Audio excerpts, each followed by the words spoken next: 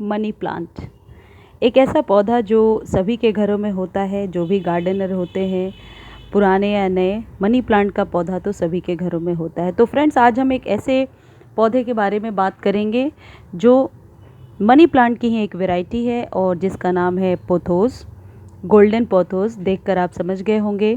आज इसी प्लांट के रख रखाव के बारे में हम बात करेंगे।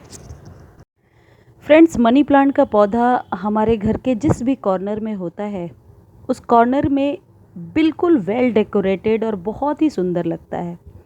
फ्रेंड्स, ये जो पोथोस है, इसकी रख रखाव हमारे रेगुलर मनी प्लांट के पौधे से थोड़ी सी अलग है। इसको आप बिल्कुल भी सनलाइट में नहीं रख सकते। जो हमारा मनी प्लांट का पौधा होता है उसे हम इनडायरेक्ट सनलाइट देना चाहते हैं, लेकिन इस पौधे को यदि आप थोड़ी भी इनडायरेक्ट में भी थोड़ी सी वार्मथ वाली सनलाइट यदि आप देते हो तो इसके पत्ते जल जाएंगे। जैसा कि आप देख पा रहे हो, मेरे पौधे को इनके पत्तों की टिप भी नहीं जली हुई है। यानी कि इसके रख रखाव में इस बात का ध्यान देना ज़रूरी है कि बिल्कुल भी इसे सनलाइट तेज वाली ना मिले। मैंने इसे नॉर्थ और ईस्ट के कॉर्नर पे रख रखा है। सुबह की धूप ज़रूर मिलती है इसे, वो भी थोड़ी देर के लिए और छन के, क्योंकि यदि आप देखोगे इसके ऊपर मैंने तुलसी जी के पौधे का पॉट रख रखा है, तो वहाँ से छन के थोड़ी सी धूप आती है। तो यानी कि यदि लाइटिंग की बात की जाए तो सनलाइट डायरेक्टली कभी भी इस पौधे पर नहीं पड़नी चाहिए। जो हमारे रेगुलर मनी प्लांट का पौधा होता है वो भी मैं आपको दिखाऊंगी, मेरे पास है, लेकिन उसे छन के धूप मिलती रहती है और वो बहुत ही अच्छा ग्रो कर रहा है। लेकिन ये जो नियॉन पोथोस का पौधा है, ये बिल्कुल भी सनलाइट को टॉलरेट नहीं कर पाता है। ये पौधा इंडोर भी बहुत ही अच्छा चलता है। यदि आप घर के अंदर रखना चाहते हैं तो किसी ऐसी जगह का चुनाव करें, या तो वो खिड़की के आसपास हो, विंडो से थोड़ी सी छन के लाइट आती हो, तो आपका ये पौधा काफ़ी अच्छा चलेगा।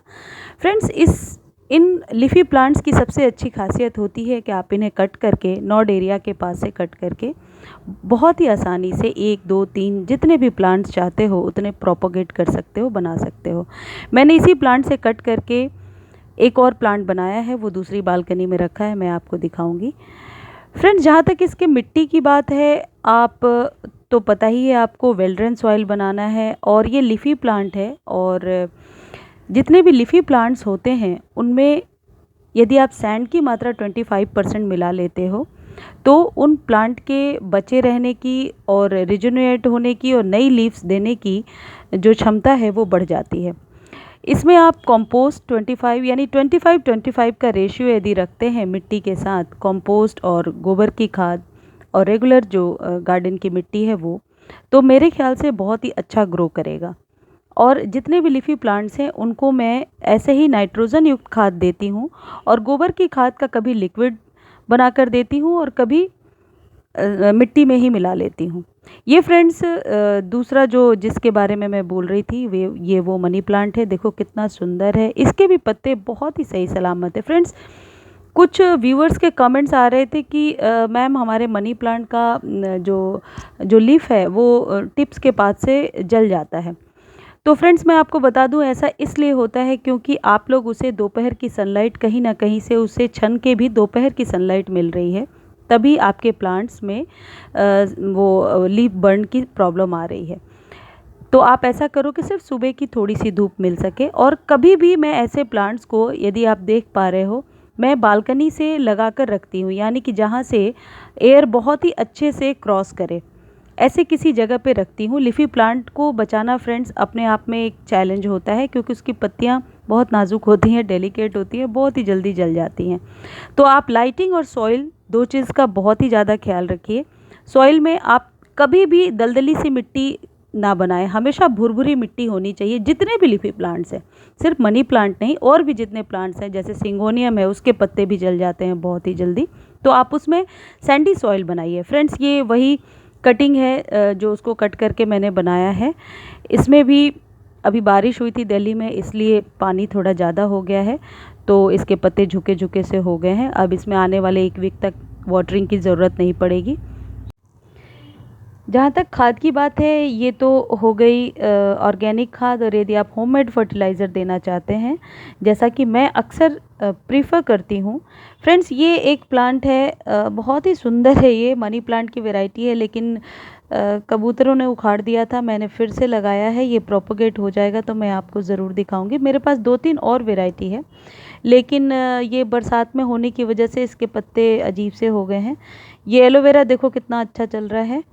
और फ्रेंड्स, यदि घर से बने हुए खाद आप देना चाहते हो तो सबसे अच्छा होता है चाय पत्ती। सभी के घरों में यूज्ड चाय पत्ती आप फेंकते हो वैसे भी डस्टबिन में, इससे बेहतर है उसे धोकर सुखा लीजिए। अच्छे से वॉश करना बहुत ज़रूरी है, वरना उसमें छोटे छोटे से कीड़े हो जाते हैं और वो आपके प्लांट के लिए बहुत ही हार्मफुल होता है। तो आप उसे अच्छे से ड्राई कर लीजिए, धूप में सुखा लीजिए, और फिर उस प्लांट को इस जितने भी लीफी प्लांट्स हैं उनमें डालिए, क्योंकि इन प्लांट्स को नाइट्रोजन ज़्यादा चाहिए, और वो एक अच्छा चाय पत्ती जो है एक अच्छा सोर्स है नाइट्रोजन का।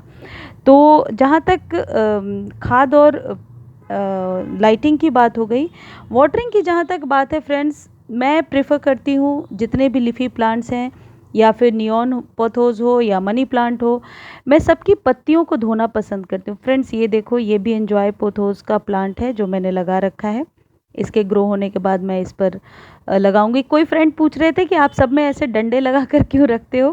फ्रेंड्स, कबूतर बहुत है दिल्ली में, ये प्लांट्स को पता नहीं कब उखाड़ देते हैं, हमें पता ही नहीं चलता, और फिर वो प्लांट पूरा ही बेकार हो जाता है, इसलिए मैं ये लगा करके रखती हूँ।